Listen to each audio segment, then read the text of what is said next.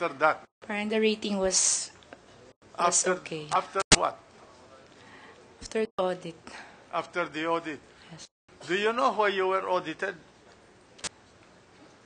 No, Your Honor. Do you know the date regular. when you were audited? Mr. Garcia would be the best person to answer that, Your Honor. Okay.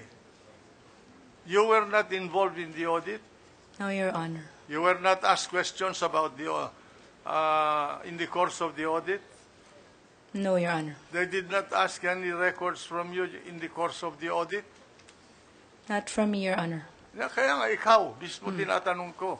Yes. Hindi. No. Sino ang humarap doon sa mga auditor nung inaudit yung branch, Katipunan branch?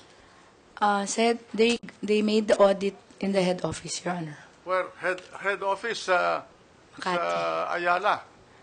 Paseo de Rojas. Paseo de Rojas. Alam mo kung sino humarap sa mga auditor? No, Your Honor. Walang tinanong sa inyo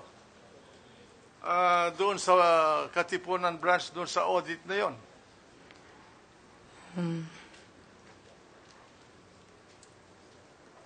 May I ask lang something from my lawyer?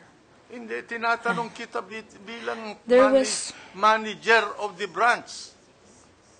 Okay. I remember that there was an email from our compliance to get certain records, but I was not the one who personally handled it, Your Honor. Email from your compliance officer Yes, Your Honor. about certain records. Yes, Your Honor. Alam mo ba kung ano yung mga records na hinihingi? Sorry, Your Honor, I was not privy to it because they went straight to the officer, Your Honor. Pwede bang magsalita ka ng klaro? I have a sore throat, Your Honor. Sorry. Sore throat? Yes, Your Honor. Oh. Dahan-dahan. Oh. Okay. Hindi ikaw ang tinanong ng compliance officer ng bangko nung mga records na gusto niya. Hindi ako, Your Honor. Sino ang tinanong? The officer at that time, Your Honor. Who is the officer? At that time, it was Susan Colteros, Your Honor. Anong position niya doon sa bangko? She's the branch service and control officer, Your Honor. Branch? Service. Yes, Your Honor. Huh? But she's no longer with the bank, Your Honor. No, I'm not asking that.